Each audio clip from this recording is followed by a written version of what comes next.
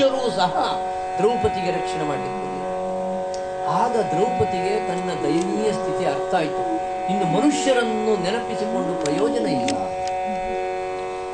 ಧರ್ಮಸ್ಥಿತಿಯ ಕೊಂಡರು ಎನ್ನನು ಮಾರಿ, ಧರ್ಮಸ್ಥಿತಿಯ ಕೊಂಡರು ಪತಿಗಳೆಂದನು ಮಾರಿ, ಧರ್ಮಸ್ಥಿತಿಯ ಕೊಂಡರು ಪತಿಗಳೆಂದನು ಮಾರಿ, ಧರ್ಮಸ್ಥಿತಿಯ ಕೊಂಡರು ಭೀಷ್ಮ ಮೊದಲಾದ ತಿರದರು ಪರಹಿತವ ಬಿಸುಟರು, ಭೀಷ್ಮ ಮೊದಲಾದ ತಿರದರು ಪರಹಿತವ ಬಿಸುಟರು ವ್ಯರ್ಥ ಭೀತಿಯಲಿ ಸುತನ ಸಿರಿ ಕಡು ಸೊಗಸಲ ಭೂಪತಿಗೆ ಗಾಂಧಾರಿಗೆ ಸುತನ ಸಿರಿ ಕಡು ಸೊಗಸಲ ಭೂಪತಿಗೆ ಗಾಂಧಾರಿಗೆ ಅನಾಥೆಗೆ ಗತಿಯ ಕಾಣೆನು ಶಿವ ಶಿವ,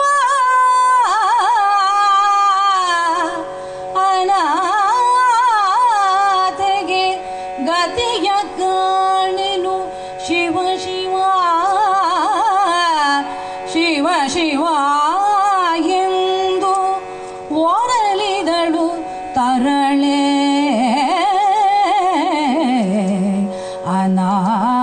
ಅನಾಥೆಗೆ ಗತಿಯ ಕಾಣೆನು ಶಿವ ಶಿವ, ಶಿವ ಶಿವ ಎಂದು ಓರಲಿದಳು ತರಳೆ.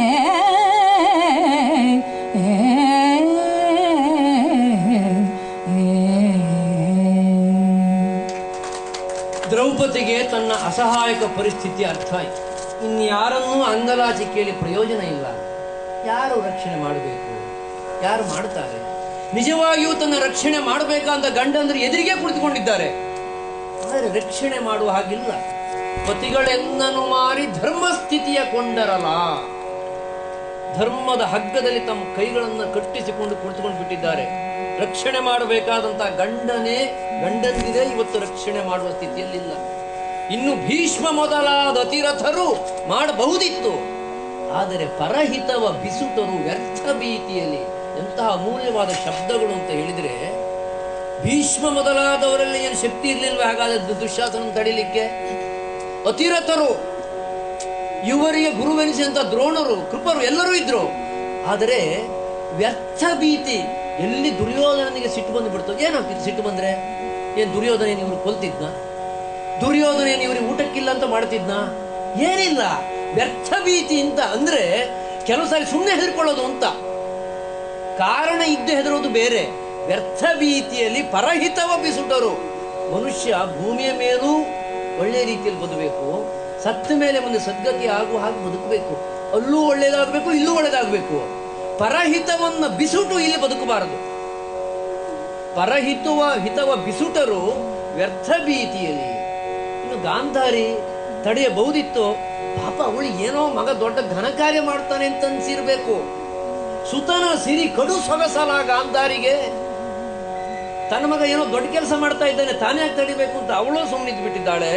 ಹೀಗೆ ಎಲ್ಲರೂ ಇದ್ದು ತಾನೀಗ ಅನಾಥೆಯಾಗಿದ್ದೇನೆ. ಅನಾಥೆಗೆ ಗತಿಯ ಕಾಣಿ. ನನಗೆ ಯಾರಿದ್ದಾರೆ? ತಾನು ಅನಾಥೆ, ತನಗೆ ಯಾರೂ ಇಲ್ಲ ಹೇಳುವಾಗ ದ್ರೌಪದಿಗೆ ನೆನಪಾಗ್ಬಿಡ್ತು. ಓಹೋ, ಇವನೊಬ್ಬ ಇದ್ದಾನೆ. ಸುಲಿವರೂರೊಳಗುಟ್ಟ ಸೀರೆಯನು ಎಲೆ ಮುರಾಂತಕ ರಕ್ಷಿಸೈ, ಶಶಿ ಕಳೆಗೆ ಸದರವೇ ರಾಹು ರಚಿಸಿದ ತುಟಿಯ ತೋಟಿಯದು, ಸೆಳೆವರಸುವನು ಖಳರು ಸೀರೆಯ ಸುಲಿದರೆ ಉಳಿಯೇನು ಕೃಷ್ಣ ಕರುಣಾ ಜಲಧಿಯೇ, ಸೀರೆಯ ಸುಲಿದರೆ ಕೃಷ್ಣ ಕರುಣಾ ಜಲಧಿಯೇ ಕೈಗಾಯಬೇಕು ಕೃಷ್ಣ ಕೈಗಾಯಬೇಕೆಂದು ಒರಲಿದಳು ತರಳೆ ನಾಥರಿಲ್ಲದ ಶಿಶುಗಳಿಗೆ ನೀನಾಥನೈ ಗೋವಿಂದ ನಾಥರಿಲ್ಲದ ಶಿಶುಗಳಿಗೆ ನೀನಾಥನೈ ಗೋವಿಂದ ಸಲಹೆಯೇ ಯೂಥಪತಿಗಳು ಬಿಸುಟ ತರುಣಿಗೆ ಕೃಪೆಯ ನೀ ಮಾಡೈ ನಾಥರಿಲ್ಲೆನಗಿಂದು ದೀನಾನಾಥ ಬಾಂಧವ ನೀನಲೈ ವರ ಮೈಥಿಲೀಪತಿ ಮನ್ನಿಸೋ ವರ ಮೈಥಿಲೀಪತಿ ಮನ್ನಿಸೆಂದು ಒರಲಿದಳು ಮೃಗನಯನೇ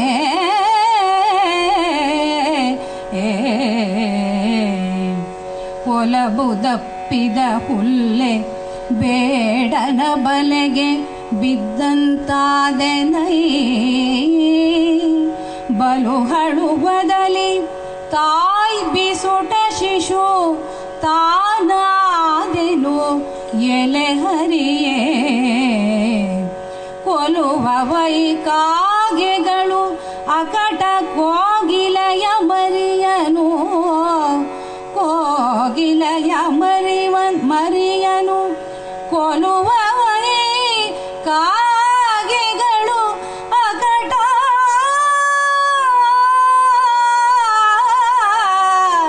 ಕೃಷ್ಣ ಕರುಣಾ ಜಲಧಿಯೇ ಕೈಗಾಯಬೇಕೆಂದು ಒರಲಿದಳು ತರಳೆ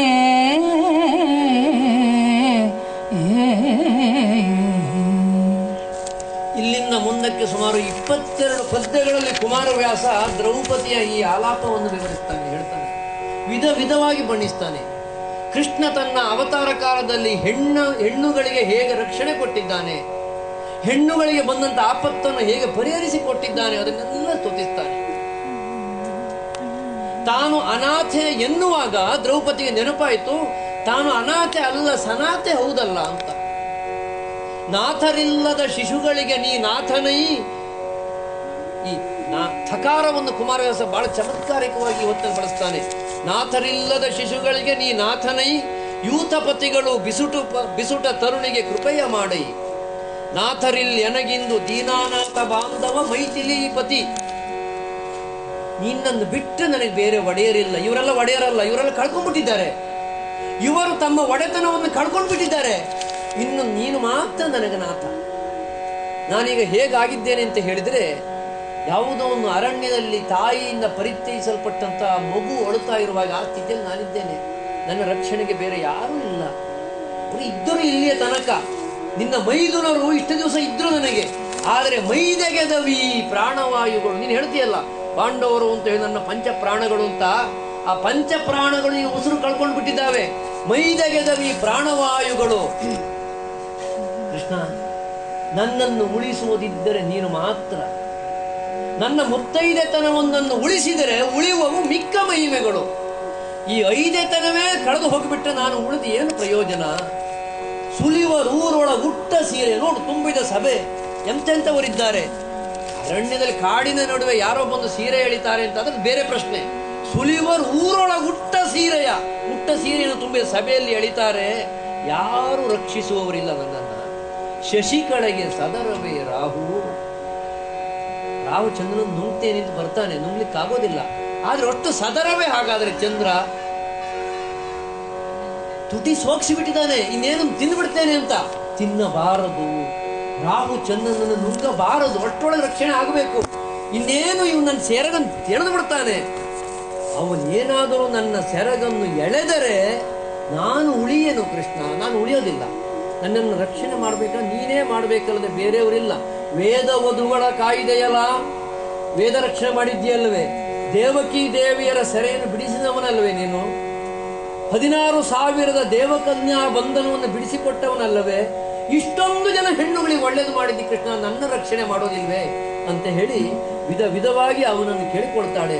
ತಡ ಮಾಡಬೇಡ, ಬೇಗ ಬಾ, ಕೊಲುವವೈ ಕಾಗೆಗಳ ಅಕಟ ಕೋಗಿಲೆಯ ಮರಿಯನು. ಈ ಕೋಗಿಲೆಯ ಮರಿಯನ್ನ ಕಾಗೆಗಳು ಬಂದು ಕುಕ್ಕಿ ಕುಕ್ಕಿ ತಿಂದು ಬಿಡ್ತಾವೆ. ಆದ್ರಿಂದ ಈ ನನ್ನನ್ನು ರಕ್ಷಣೆ ನೀನು ಮಾಡಬೇಕಲ್ಲೇ, ಬೇರೆ ಯಾರು ರಕ್ಷಣೆ ಮಾಡುವವರಿಲ್ಲ ಅಂತ ಪರಿಪರಿಯಾಗಿ ದ್ರೌಪದಿ ಕೃಷ್ಣನನ್ನು ಬೇಡಿಕೊಳ್ತಾಳೆ. ಮರೆದೆನಭ್ಯುದಯದಲ್ಲಿ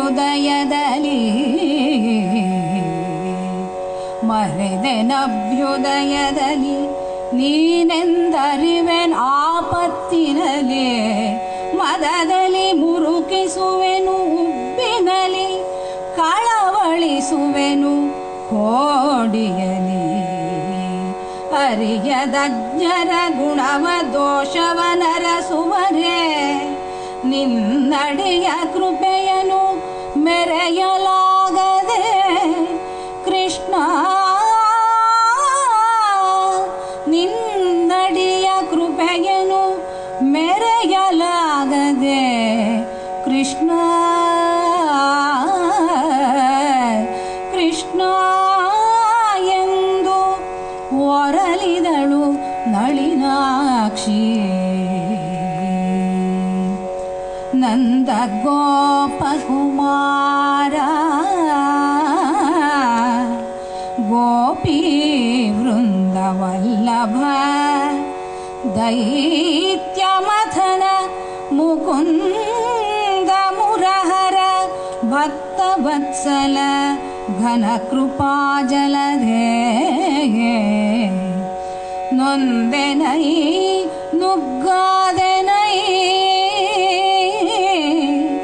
ಗೋವಿಂದ, ಕೃಪೆ ಮಾಡು ಅಕಟ.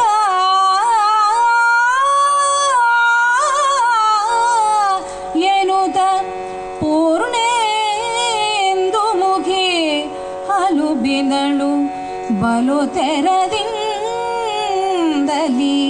ಅಚ್ಯುತನ.